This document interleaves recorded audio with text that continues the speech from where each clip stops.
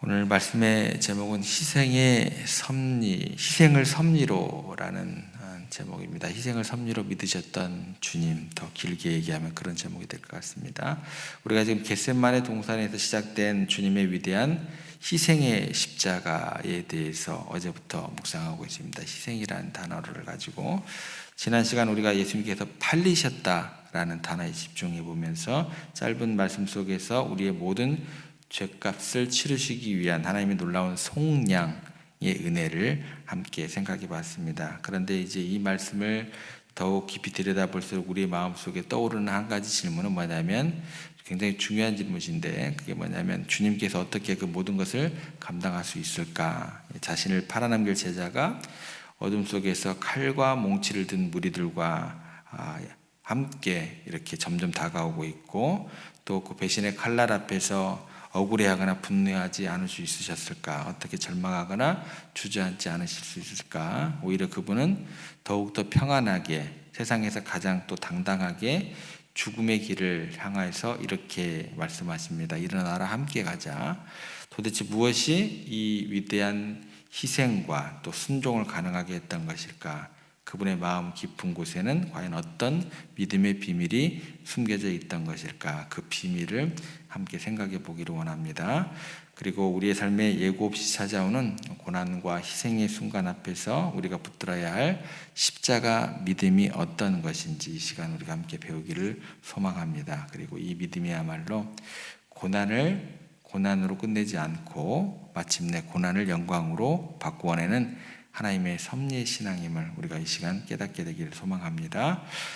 예수님의 그 위대한 평안의 비밀은 그분이 가지셨던 두 가지 시선에 기인하고 있습니다. 주님께서 보통 사람들이 보지 못하는 것을 보고 계셨다라는 거죠.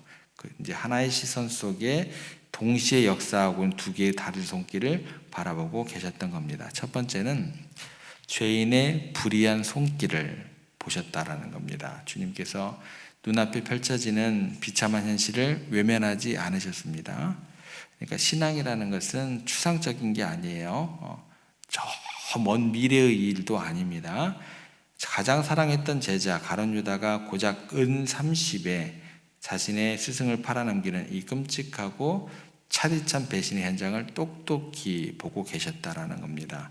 악한 자들이 의인을 해치려는 죄인의 불의한 손길이 지금 자신을 향해 맹렬하게 다가오고 있음을 분명히 알고 계셨습니다. 이건 아니야, 이건 아니야, 이건 아니야. 부정하지 않으셨어요. 그게 신앙이 아니에요.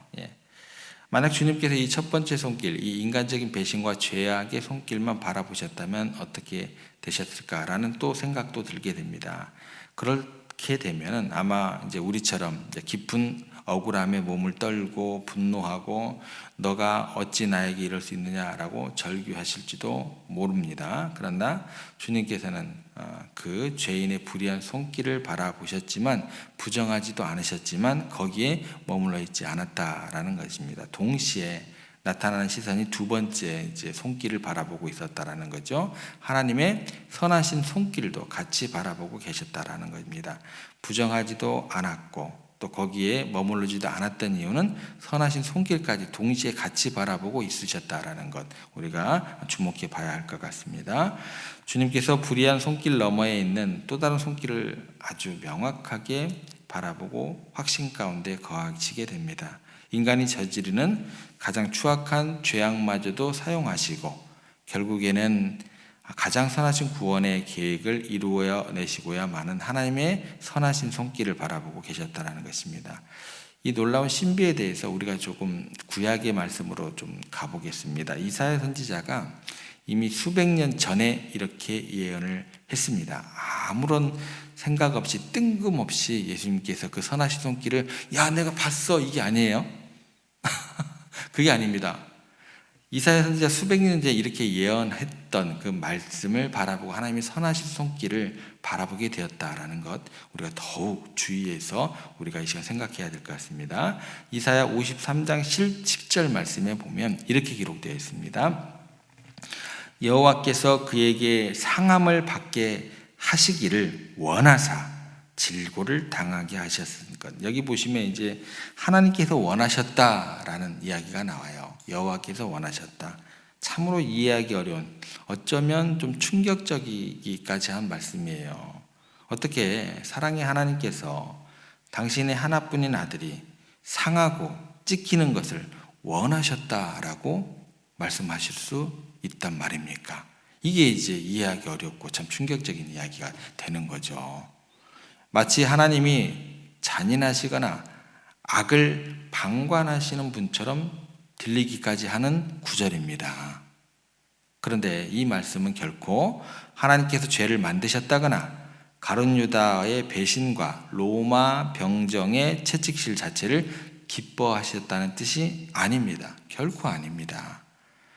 사랑하는 자녀가 큰 병에 걸렸을 때 그 생명을 살릴 유일한 길이 수술밖에 없다고 한번 생각을 해보시기를 바랍니다. 부모님이 이제 그 수술대 위에서 아이가 겪을 고통을 생각하면 마음이 갈기갈기 찢어질 겁니다. 그런데 동시에 부모님은 그 수술을 원할까요? 원하지 않을까요? 간절히 원할 겁니다. 왜 그럴까요? 살을 찢는 고통 자체를 원해서예요? 그건 아니죠. 그 고통의 과정을 통과해야만 얻을 수 있는 생명, 그 회복이라는 선한 열매를 원하기 때문에 그렇습니다. 하나님 아버지의 마음이 바로 그러셨다라는 거죠. 하나님은 십자가의 그 참혹한 고통 자체를 원하신 게 아닙니다. 그러나 죄로 인해 영원히 죽어가는 당신의 자녀들, 바로 저와 여러분을 살릴 수 있는 유일한 길이 오직 그 길밖에 없었기에 아들을 내어주시는 그 아버지의 찢어지는 아픔을 감수하시면서까지 그 십자가를 원하셨다라고 기록하고 있으셨고, 주님께서 그 아버지의 마음을 아셨기 때문에 그것을 감당하시게 되었다라는 것입니다. 그리고 더 나아가 이 원하셨다는 말씀 속에서는 하나님의 주권과 통치가 같이 따라오게 돼요. 이게 무슨 말이냐면, 인간이 이제 가장 악한 의도를 가지고 예수님을 십자가에 못 박았습니다. 사탄은 그것이 자신의 최종 승리라고 생각하며 환호했을 겁니다. 왜 그러냐면 하나님께서 예수님을 이 땅 가운데 인간의 몸을 입고 보내시니까 하나님께서 저런 일까지 벌이신다고? 이제 그 오시고 난 이후에 사탄이 또 시험을 해서 예수님을 넘어뜨려서 그 하나님의 뜻을 꺾으려고 해요. 이 정도 하면 꺾겠지. 안 꺾으세요?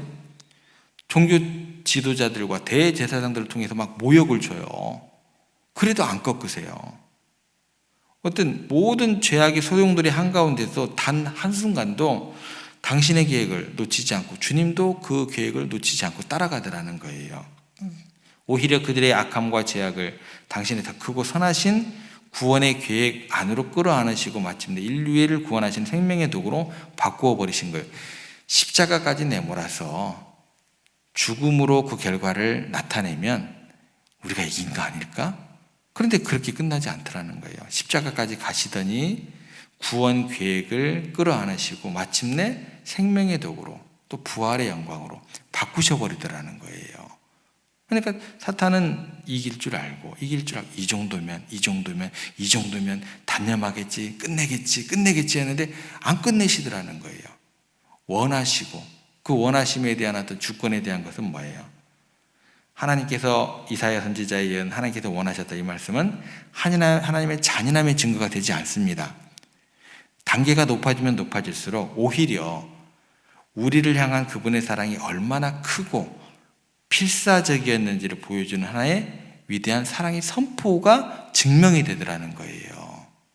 또한 인간의 어떤 악행도 하나님의 선하신 계획을 결코 망가뜨릴 수 없다는 가장 강력한 승리의 선언이 되었다라는 거예요. 이거를 원하셨다라는 거예요. 고통을 즐기시는 하나님이 아니시더라는 거예요. 고통이 깊어지면 깊어질수록 사탄은 하나님께서 그 사랑 포기할 줄 알았어요. 그런데 포기하지 않고 그 길을 감당하도록 또 주님께 말씀하시고 예수님께 그 길을 가시더라는 거예요. 그러다 보니까 이게 어떻게 돼버려요? 사랑의 깊이가 더 크게 확증되는 일밖에 안 되는 거예요. 하나님의 주권, 하나님의 그 구원의 계획, 인류 가운데 선포하는, 증명하게 되는 그 길이 되어버렸다라는 거예요.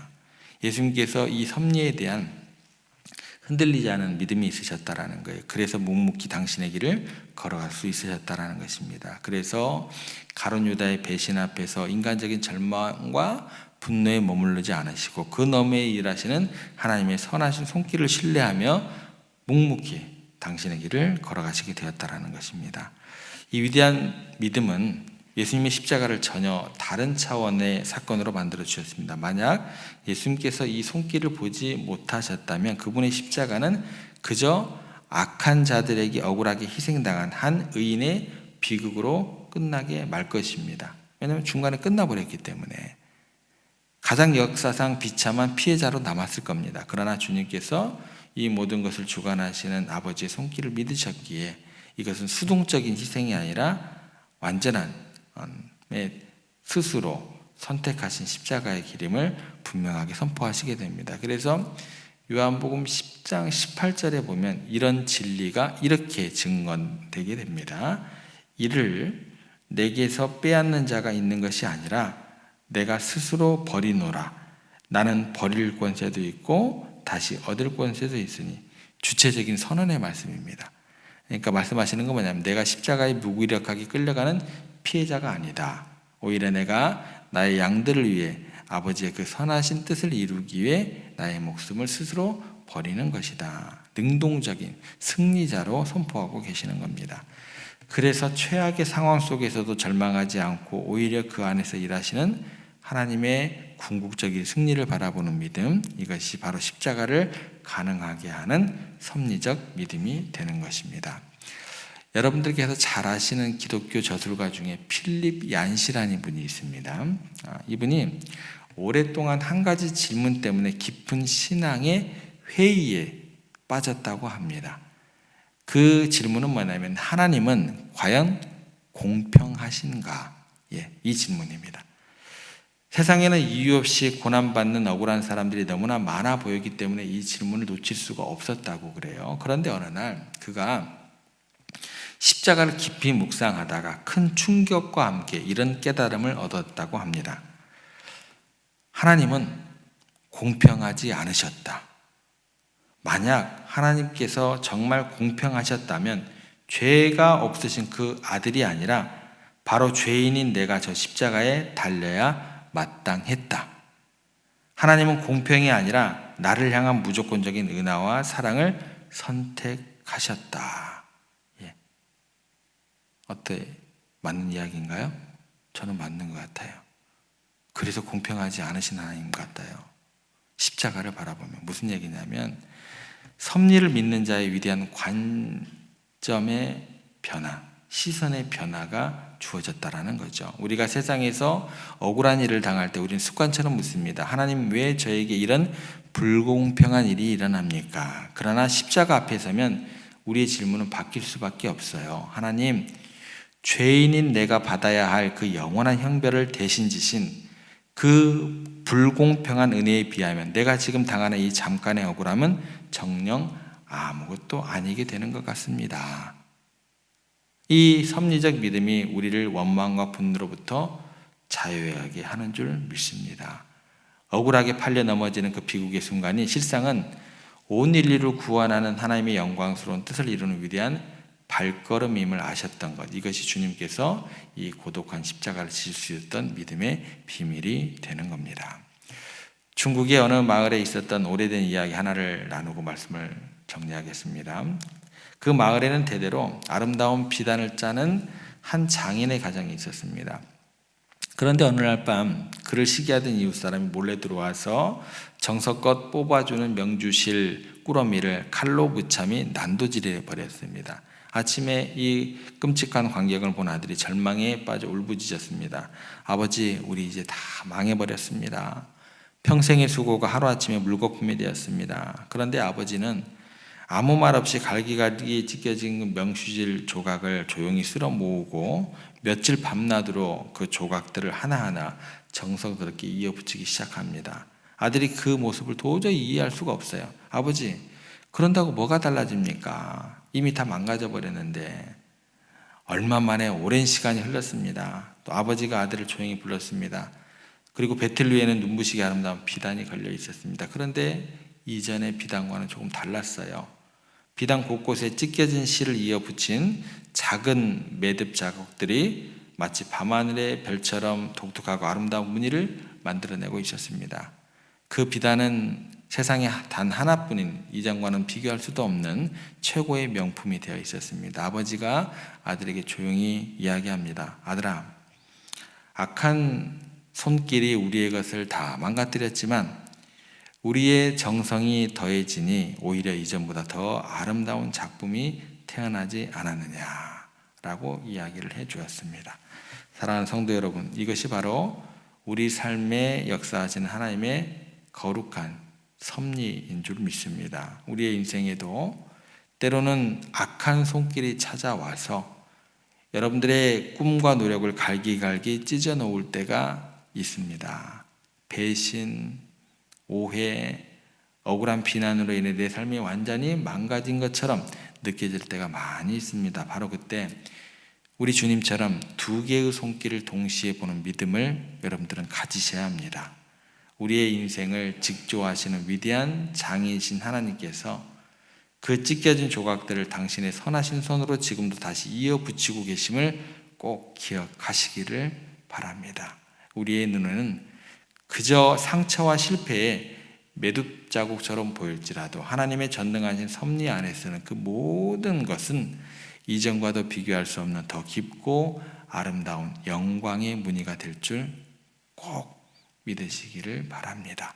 여러분의 삶에 찾아오는 모든 희생의 순간들을 원망과 분노로만 맞서는 대신 하나님의 선하신 섭리를 신뢰하는 그 믿음으로 당당히 이겨내시는 여러분들과 세상의 모든 권속들 되시기를 주님의 이름으로 부탁드립니다.